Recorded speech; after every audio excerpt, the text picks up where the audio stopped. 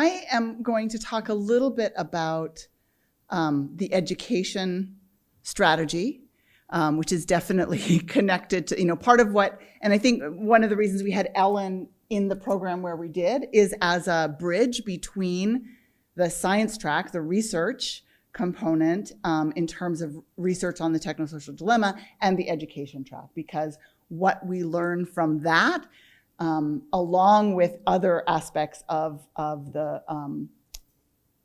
science of the noosphere, absolutely needs to inform our approach to education on the noosphere.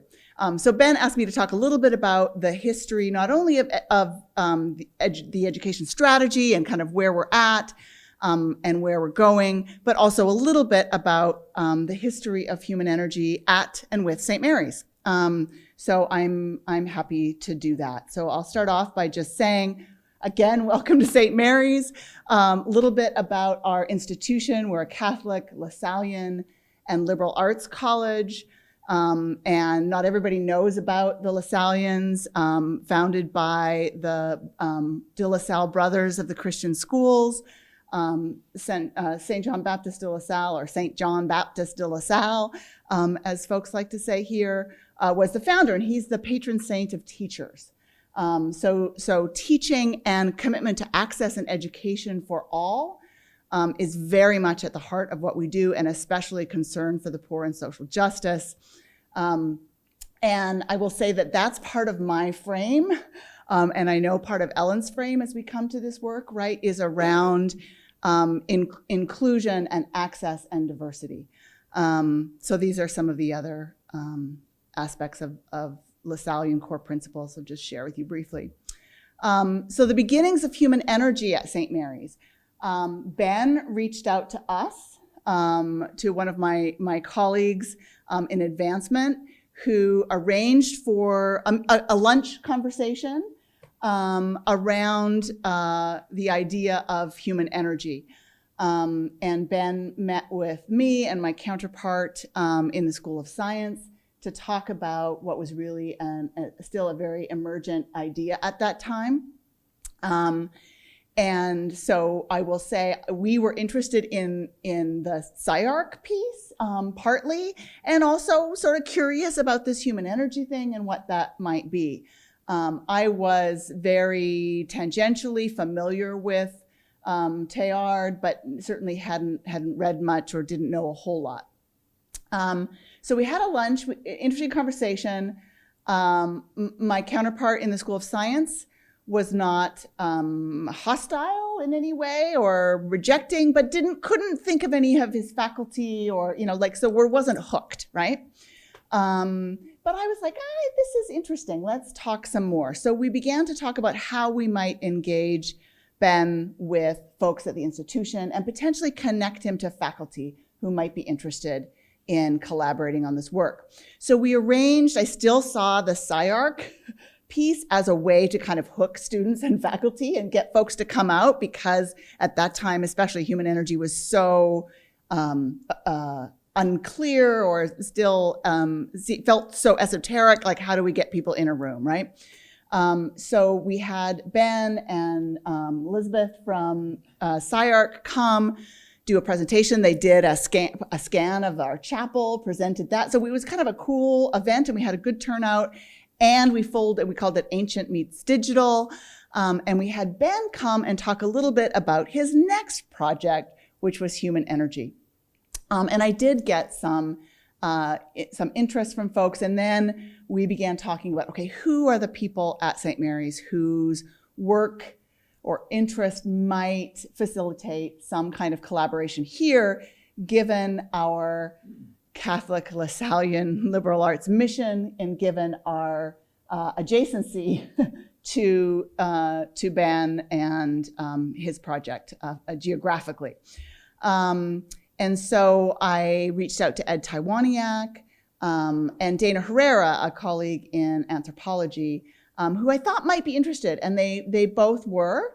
And so they are the ones who kind of launched the initial feasibility testing around, is this concept worth exploring and investing in?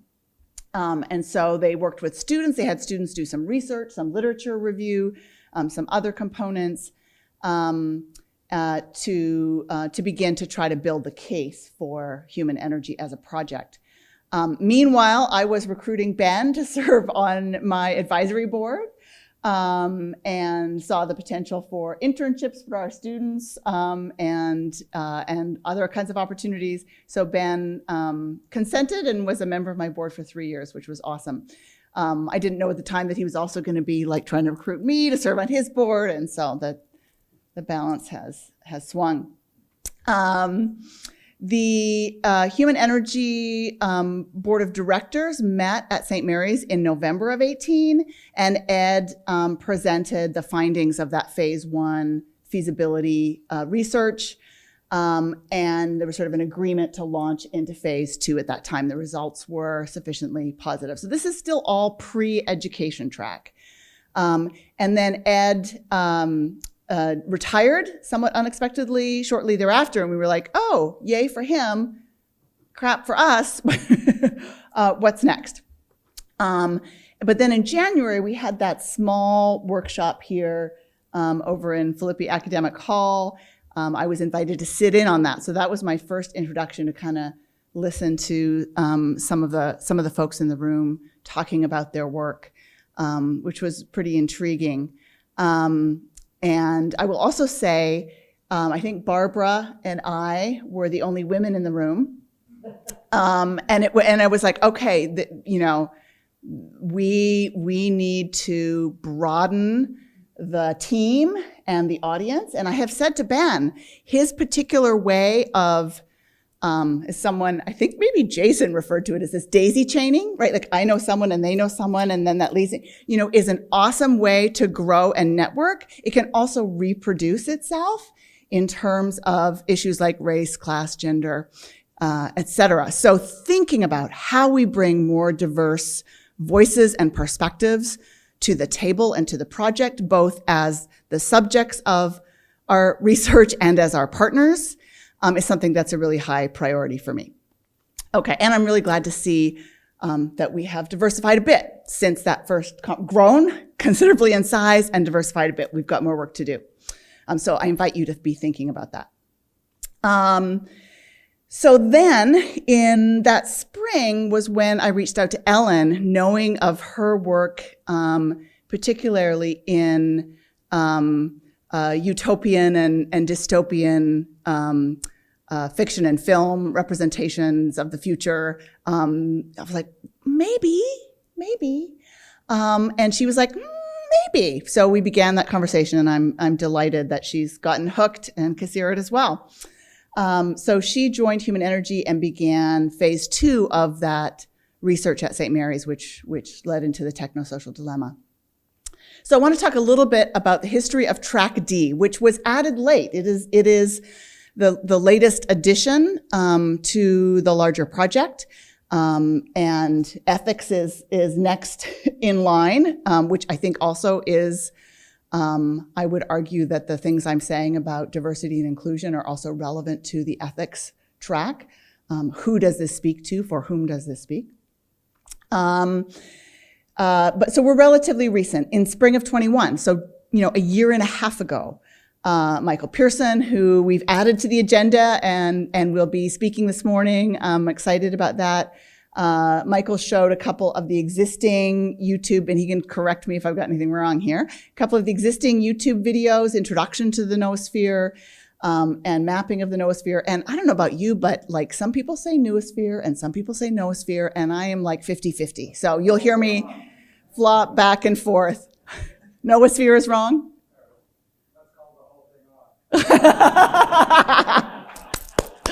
Yeah. Well, as a Canadian who's lived in the US for so long, there are things I don't even know how I say. Like, I don't know. Can't remember. So showed these to several hundred students in an intro to management course, administered a survey to those students with some yes, no, and some open response questions for each video. And then Ellen was involved in analyzing those survey results, providing insight onto students' level of understanding and of engagement with this concept of the noosphere, as well as their interest in learning more and their likelihood of recommending or sharing the video with friends. So we're getting at kind of multiple pieces there, both their experience and their likelihood to action and their potential enlistment in the dissemination itself, right? Phase 1, so we had this phase 0. Phase 1, Ellen and Michael collaborated to create what has been called the Alpha course, an introduction to Teilhard with a focus on the idea of the noosphere and how it can be applied in different domains. So it's a standalone course. It's composed of existing collected films. There's some historical material in there on Teilhard's thought. Some of the Human Energy produced videos from the Story of the Noosphere series and some PowerPoint lecture style videos that Ellen has done, some selected readings. So it's a collection of materials that stand alone as a kind of online course. It's housed on the Fordham Learning Management System, but it's meant really as an example that could be revised or adapted, so pieces of it could be pulled out or some other version of it could be developed. And the beta is, I think, in development at this point. So this Alpha course includes modules designed to be easily adopted and adapted for use in other courses. So there's 3 modules: the technosocial dilemma, the third story, and the noosphere. Module 4, when you hear us talk about Module 4, that's really kind of a catch-all or a folder for materials to be developed that are relevant to specific courses, right? So it involves individual teachers and professors engaging with the material they might find in the Alpha course or among other human energy materials, and making those connections to their particular discipline, to their course, and developing specific materials. Those might be used and shared by other teachers, other professors, or they might be specific to that course. Phase 2 at Fordham brought Kimberly Lamarck Orman to the table. She developed a pilot video that fits in that Module 4 framework, right? Communication from a global perspective, you matter. So taking the principle of the noosphere and applying it to her particular discipline and course, drawing some materials from that Alpha course for use. She and Michael were then approved on the basis of that kind of pilot video to produce a series of 10 short videos for use in a sequence of courses at Fordham in management communication, business communication, and potentially for dissemination across the Jesuit Business School Network. We were talking about this with Michael on Friday afternoon, and also potentially the United Nations Principles for Responsible Management Signatory Network. So the steering committee, so all of that has been happening in Track D, but we haven't had a steering committee. So it's been somewhat, someone talks to Ben, he's like, yes, so what's the next thing? Talk to Ellen.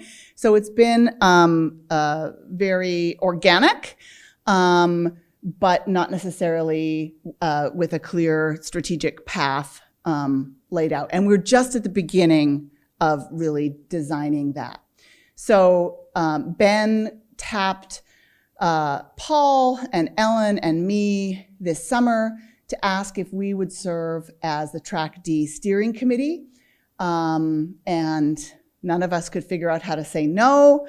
So that happened, and we launched in August with the objective to introduce as many college and K-12 students as possible to the concept of the third story and the noosphere, to be presented in as simple a fashion as appropriate for the different grade levels. So to clarify, Track D includes K and potentially pre-K through university and potentially postgraduate. So but we're focused on K-12 and college age.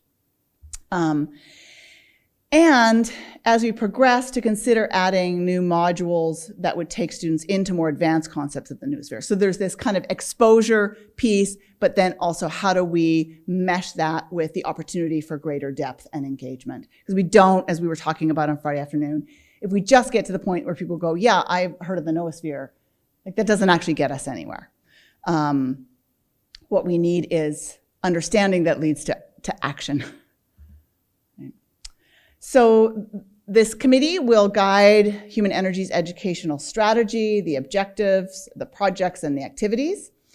The first task that Ben has given us is to review, elaborate, and finalize the strategy, objectives, and approach and metrics that we sort of were given in very rough form for final approval. And that's still in progress. You know, like we've met 3 or 4 times, and we've had some back and forth with Ben.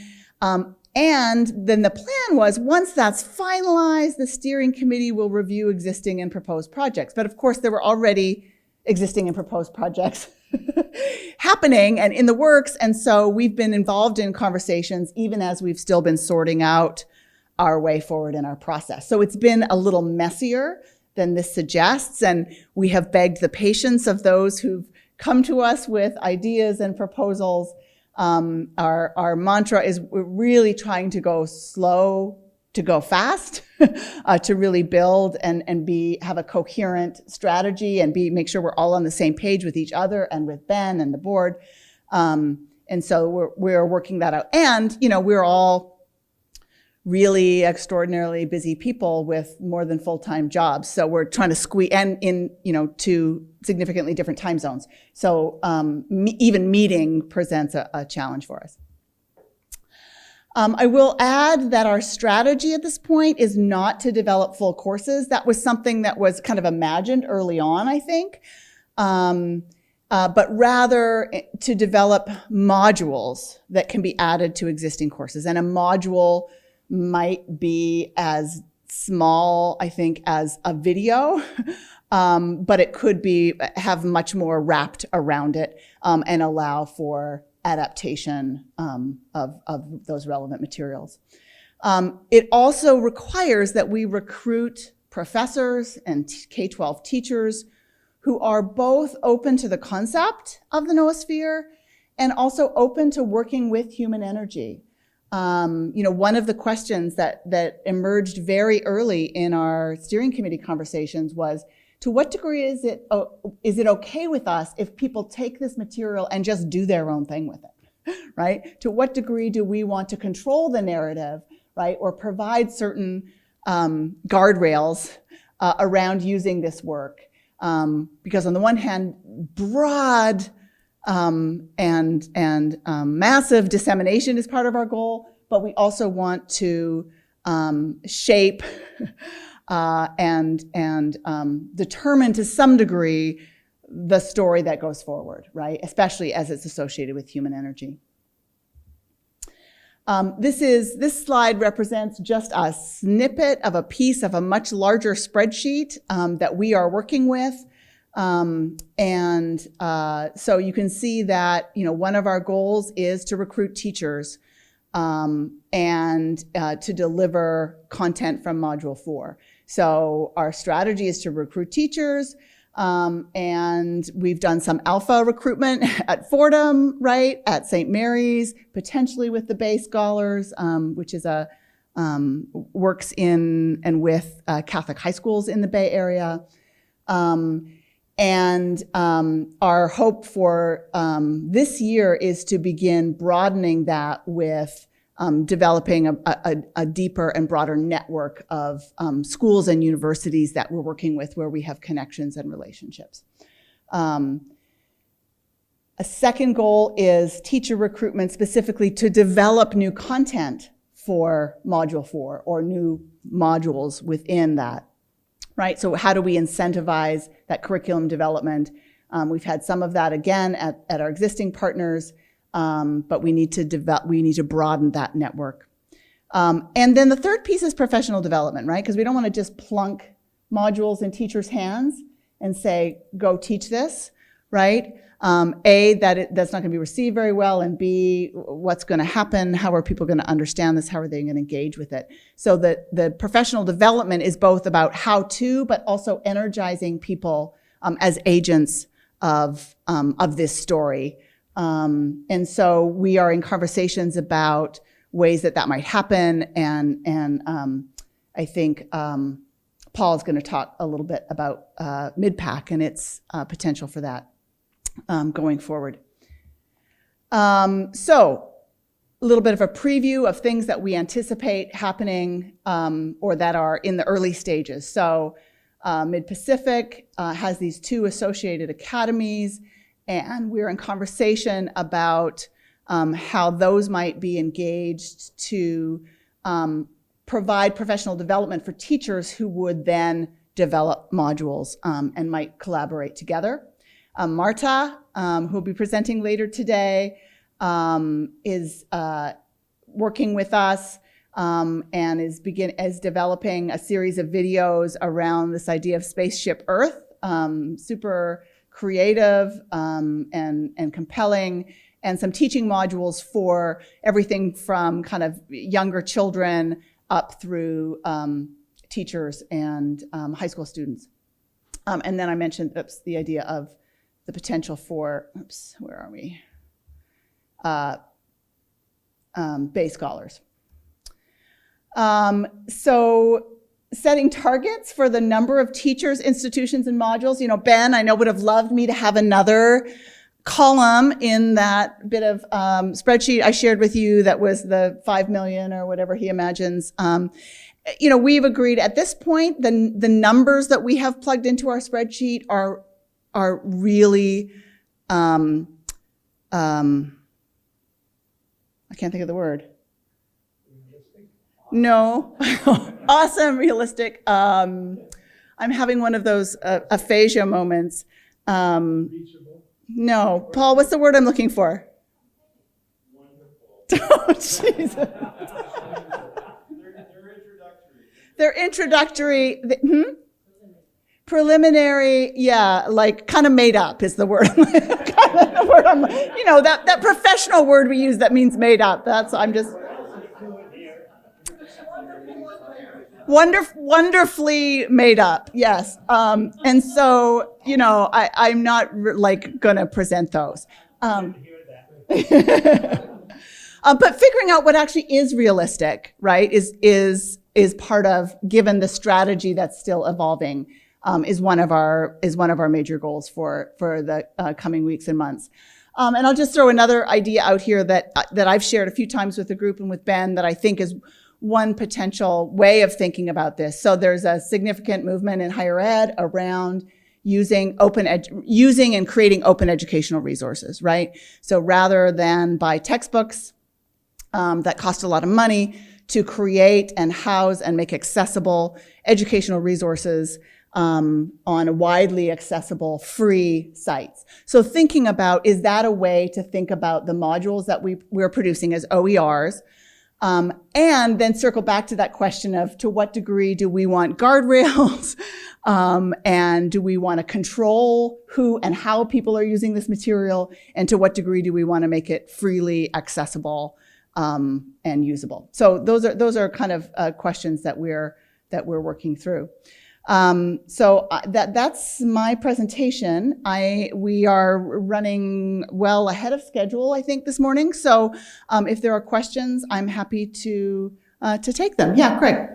Maybe I wasn't listening carefully enough, but I didn't hear much about, or I didn't notice much about kind of online courses like for Coursera, or, you know, it seems to me that by focusing on creating a really great course that becomes online, it's a model that might be a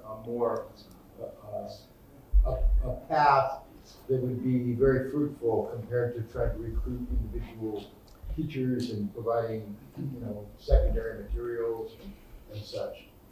Yeah, I think we are open to and wanting to address multiple trajectories. So we think that getting this into schools is important, that does not preclude what you're talking about. And I think actually the idea of the beta course that Ellen and Michael are working on, right, is exactly, I think, Ellen, correct me if I'm wrong, the idea of something that could be freestanding and widely accessible through something like Coursera, right? But that material is still in development. Yeah. Any other questions, comments? I mean, I will say just, one of my first responses when Ben started talking about getting human energy courses and or modules into higher education, I was like, you think faculty are going to just like take what we give them and use it in their class? My faculty are going to just bristle at that, right? What we need is the faculty engagement. We need a conference. We need conversation. We need to recruit people who are interested in these ideas and willing to collaborate together. And so I think it depends on the grade level and the kind of institution that folks are working in. I mean, another conversation we've been having this weekend is how do we recruit K-12 teachers to develop modules and to engage with curriculum when they are so incredibly overburdened, overtaxed, underpaid, disrespected. Like they're burned out in large part or in many cases. And so how do we engage them and present and ensure that engaging with human energy is an energizing opportunity for them? That's got to be a part of the proposition, right? So, yeah. One thing we've not heard much about is content. This is a group, particularly that has lots of perspectives on this. It would be nice to have a sort of larger discussion of content. What actually goes into a K-12, a high school, a beginning college course? To say noosphere and to talk a little bit about it in abstract, I think we've already heard makes it sort of hard to communicate. I think this kind of thing, a group like this, might be a great place to have a conversation about content. What kind of content works at what level? What do we talk about? What's it about? Why should anybody be interested? Well, yeah, and that's where I think we need a conversation both with the experts in this room around what are the essentials, right? And with teachers at all levels. And Marta is going to present around some of her work later today. So my task was just to give you a kind of high-level overview. But I think, again, that question of to expose, as many students as possible with materials, presenting things as simply as possible or as appropriate for that age and grade level. And so that's the, I think, an important part of the work ahead. Yeah, David. I really rebel against this presenting material as simply as possible. I mean, it's a strategy, but I think when I think about it in cultural evolutionary terms, and I think that what everyone has in their own way is some kind of meaning system inside their heads. It's actually driving their behavior. And if you just imagine every individual that way, and then the light touch, the little, we introduce the idea of the noosphere as simply as possible. It's just like there's no fertile ground for an idea like that to land and grow and become implemented in somebody's meaning system. If you use a gardening metaphor, a seed has to have soil. And I just see these as little teensy tiny seeds being broadcast around and landing on infertile soil.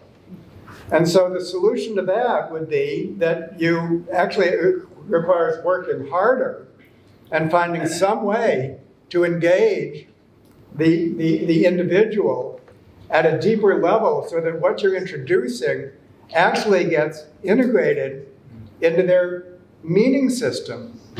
And if you don't do that, then I feel that you're just basically casting seeds for no purpose. Just to be blunt. No, I don't think we disagree. I mean, we had something very much like this conversation, and I said something very much like that, I think, in our conversation on Friday afternoon, which is, again, there's no point in just exposing people to the idea of the noosphere. There has got to be some way for it to exactly land in fertile soil, to be engaged, to be part of an experience, whether that be a conversation, a discussion, a hands-on learning activity, right, that makes it relevant and that is part of a potentially transformational. So rather than, to complete my piece of this, Yeah. rather than no but, let's do yes and. I mean, there is a strategy, this kind of dandelion strategy of broadcasting seeds around. Let's continue to do that. But also let's think about another strategy, which is more if you're an ecologist, this is like R and K selection and stuff like that, where you're actually working with more depth, somehow managed a way to do it. And I believe that there are ways to do it. And there's the expertise in this room. In fact, actually some of the projects in this room are of that sort. And let's develop what in ecological jargon is an R and K strategy for disseminating these ideas. R is the dandelion strategy, we just whapped it out there. K is the parental care strategy, where we actually find a way to nurture these ideas and to integrate them into a belief system. More work is required, but it might be more successful at implanting and growing the ideas. Let's develop both the R and the K strategies in ecology. And I don't think we in the education track steering committee understand our goal to be scattering. Like, that's a part of the dissemination project. Our goal is to recruit teachers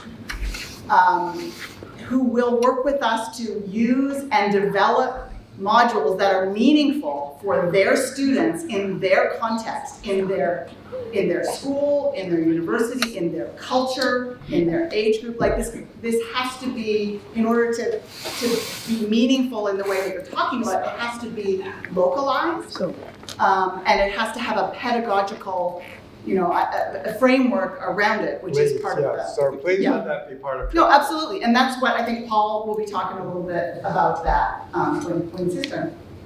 So, good questions. Yes, Greg. I think both the recent comments, they certainly resonate with me in that this does seem very tactical, and there's a lot of hand waving, I feel, about, we want it to be simple, or we want it to be deeper, or whatever. But to me, when you're talking about public communication, it is extraordinarily challenging. And so, to bring together the people and really be debating and discussing what the material should be and how you penetrate it, what it is that you're trying to communicate, seems to me that it should precede the real discussion of dissemination. And I feel that, just like the comment earlier that I believe Ben made, which was that if we talked about the noosphere, a lot of people here would have different thoughts about that, or global brain. And it feels to me that we acknowledge that, and yet there's not a real push, and I may not be aware of it, to really decide what it is that you want to project forward at different ages and in different groups, and then where you're leading after that. Because as we were talking last night about, you get various subscribers and you expose them to the concept of the noosphere. Well, then where are you going? What are you trying to do? And to me, I don't have a very clear feeling of what that intentionality is, other than we sort of acknowledge that it's difficult to kind of concentrate on that. And it feels to me there would be a lot of debate and discussion and back and forth and engagement of the best sort of educators and the best people. I would think that if you reach out to recruit teachers to develop materials that are good, at developing educational materials, they might be very poor at representing this material in a way that would really be the most effective way. Well, no, I they don't have see to- any reason that they would We, be good at it. we recruit teachers who are interested in the concept of the noosphere and open to working with human energy. We're not just recruiting teachers to say, hey, we have this content we want you to turn into. That's fine, but to me, you want Teilhard de Chardin. You want people who really are, embedded in that and thinking about it and are real the best educators. So anyway, that's. Just a short note. That happens, that's a criticism I get all the time. Ben, what the hell are you doing? And I look at things and it's all over the place, no one understands it. I tell you, all my startups, whether commercial or in the, such as the SciArc, I had the same experiences, same questions the first several years. But at the end, people look and say, my God, this worked. My approach is experimental. I don't wait to develop a whole plan and strategy and then march correctly. I just say, let's do this, let's do that, let's do that, see what is working, build on it, go to the next, but sorry, that's how I want to do it, and I've been successful at it. I don't know how to do it otherwise. So I guess describe the process of conscious cultural evolution then. Well, no, actually, I really support what Ben is saying here because that's essentially how the noosphere develops.